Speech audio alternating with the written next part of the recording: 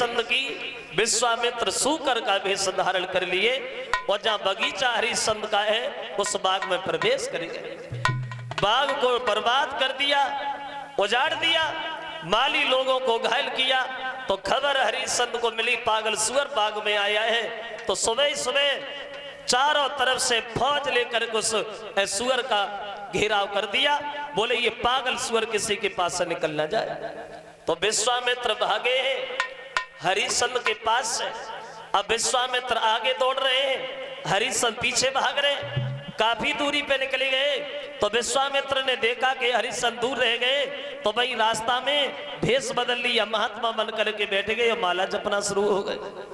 तो हरिश्चंद्र पास में गए, बोले महाराज आप इधर कब से बैठे हो, इधर से कोई सुअर गया है क्या? तो विश्वामित्र ने जवाब दिया, देखो लगता है राजा को कपड़े पहने हो, राजाओं के साजबाज में हो, राजा दिखाई दे रहे हो और सुअर का शिकार कर रहे हो। अरे कैसे राजा हो, क्या नाम है तुम्हारा? तो कहने लगे प्रभु मुझे हरिश्चंद्र कहते हैं, तुम ही हो? बोले हाँ। तब विश्वामित्र बोले महाराज तो हम तो बड़ा किस्मत के बढ़िया निकले। मतलब हम तो तुम्हारी पास आ रहे थे, तुम्हारा बड़ा नाम हो रहा है, लोग तुम्हारी प्रशंसा करते करते थक नहीं रहे। सुबह को जगते हैं तो तुम्हारा नाम लेके जगते, और शाम को जब सोते हैं तो तुम्हारा नाम लेके सोते। और वही बड़ा नाम हमें आपके दरवाजे पे ले आया कि आप हमें भी कुछ दोगे। और बड़ाई करते हुए विश्वामित्र हरिश्चंद्र से बोले हैं,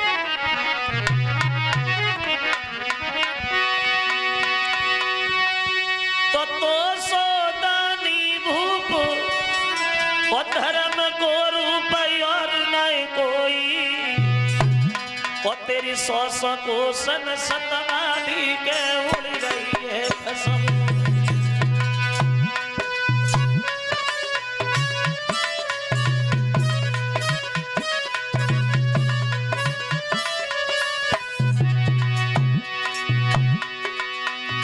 बड़ा नाम है आपका त्रिशंकु के लाल।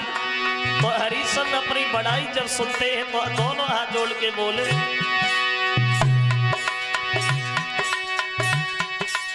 सुनी के इतनी बात जोड़ की हाथ मेहरी कचो हुई दया कचो हुई।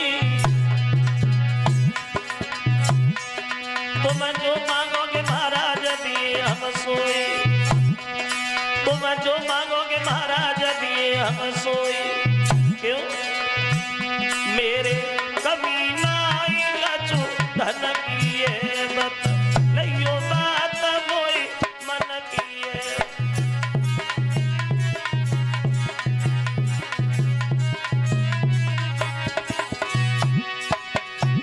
हरिया भरी ले जा सुमिरन किए कछु कहो बात तुम दिल किए।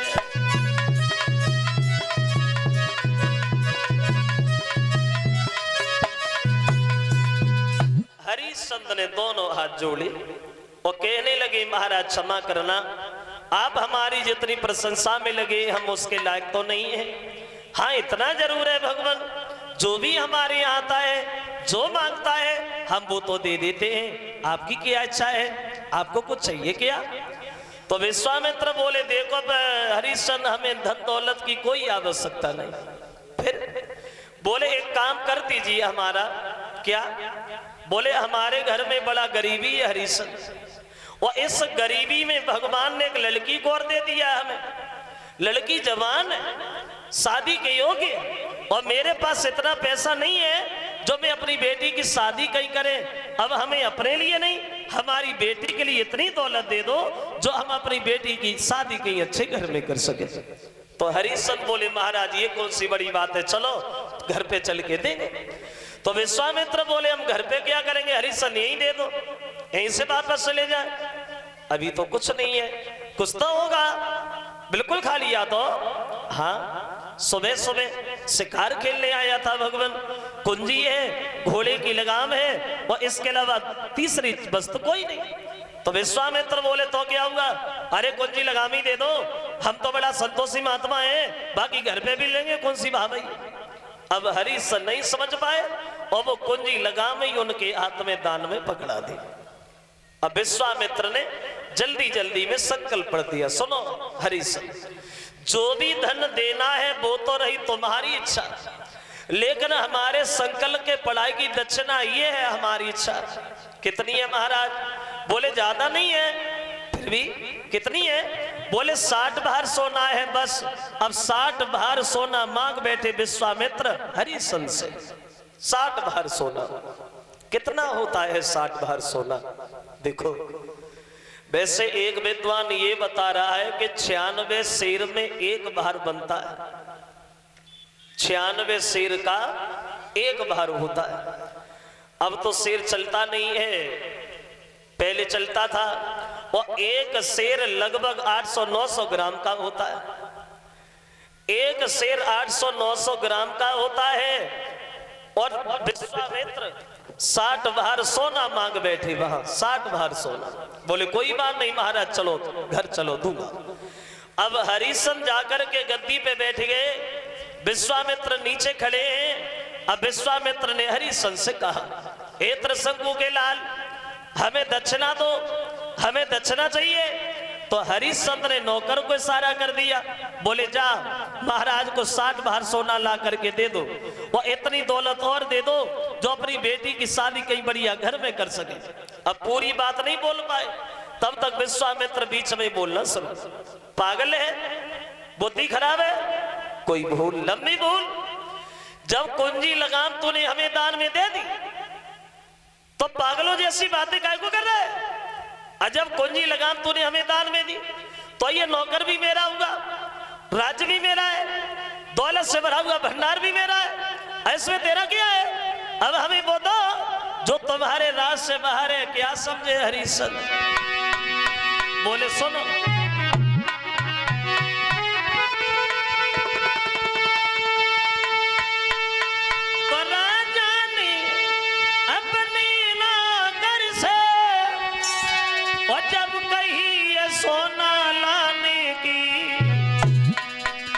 विश्वामित्र ने मुझसे तब कही दई बात ठिकाने की।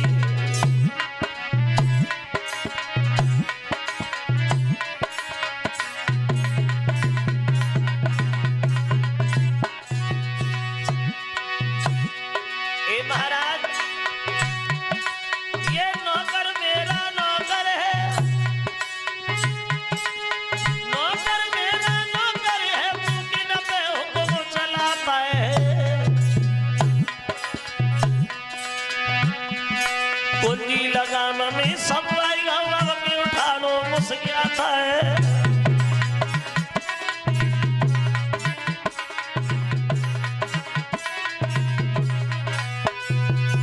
विश्वामित्र जी बोले महाराज, ये नौकर हमारा है, दौलत से भरा हुआ भंडार हमारा है, और ये राज्य हमारा है, और इसमें तुम्हारा क्या है? अब हमें वो दो जो तुम्हारे राज से बिल्कुल बाहर है। क्या समझे? जो हरिश्चंद्र ने ये शब्द सुने विश्वामित्र के, तो थोड़ी देर ये होश नहीं रहा कि हम बैठे कहाँ हैं। लेकिन जब धर्म की तरफ देखा तो अपने सर से मुकुट उतार करके ब्राह्मण के सर पर रख दिया, लीजिए महाराज, ये राज्य आपका, यहाँ के रहने वाले सब लोग आपके, और हम तो आपकी एक प्रजा के समान है। विश्वामित्र बोले प्रजा के समान नहीं हो, प्रजा हो है? और ये चेहरा कैसे उतर गया? राज्य का दुख है किया? नहीं नहीं, फिर किया है? दक्षिणा दे, कहां से देगा? कहने लगे प्रभु शरीर बचा है, आप हमें बेच लो, एक हमारे घर में पुत्र है उसे भी बेच लो, और एक हमारी पत्नी है वो भी बिच जाएगी, और आपका कर्जा पूरा हो जाएगा। विश्वामित्र ने जवाब दिया, हाँ तुम्हें बेचो, पुत्र को बेचो, पागल समझ रखा है? जब खुद मना नहीं कर रहा है तो अपने घर वालों से मना करवाएगा है? मेरी बात सुनो,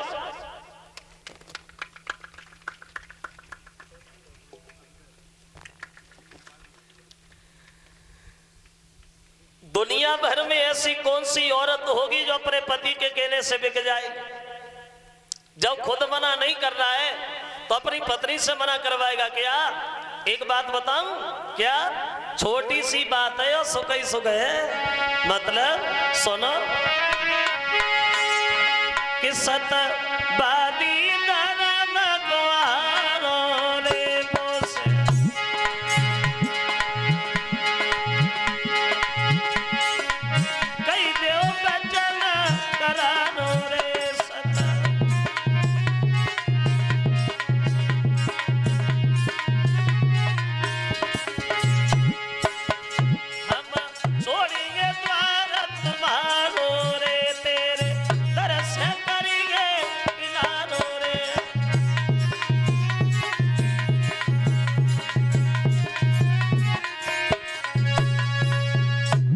भैया छोटी सी बात है और सुख ही सुख है। तुम एक बार मुझसे ये कह दो हम दक्षिणा नहीं दे पाएंगे, हम तो बड़ा संतोषी महात्माएं, चुपचाप वापस चले जाएंगे, हम किसी से कुछ नहीं कहेंगे, मना कर दो। तो हरिश्चंद्र कहने लगे हैं महाराज हम मने नहीं करेंगे। कलश वाली कन्याएं खड़ी हो जाइए, हम मना नहीं करेंगे भगवान। बोले मने नहीं करोगे, दक्षिणा भी नहीं दोगे, फिर क्या करोगे? मरोगे, मर जाओ, बिना दक्षिणा लिए हम घर नहीं जाएंगे, मरो चाहे जिंदा रहो। पहले अपनी पत्नी को पूछे आप, अगर वो बिक रही है तो भी बढ़िया है, और नहीं बिक रही है तो भी बढ़िया है, हम इधर ही इंतजार में बैठे, जाओ जल्दी जा पूछे आप। अब चले महाराज अपना सब कुछ त्यागने के बाद महाराज अपने पत्नी के पास देखिए। अब वो महाराज हरिश्चंद्र एक निर्धन होने के बाद अपने धर्म की आन बचाने के लिए अपनी पत्नी के पास चले। हुए मन में मनहीन और भूप जब महलन को दाय,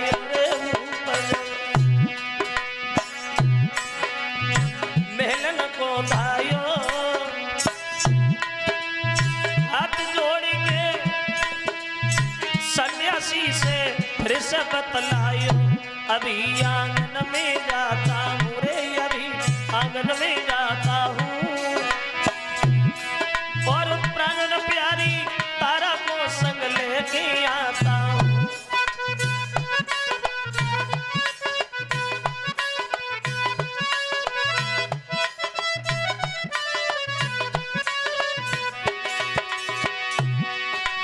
अरे प्रीति की रीति निभाई है, और समझ बूझ तत्काल भूप ने नारी नभाई लई, फेर महलन में आयो रे, फेर महलन में आयो है, उतयावत पति निहारी नारी ने पलंग नभाई लो है।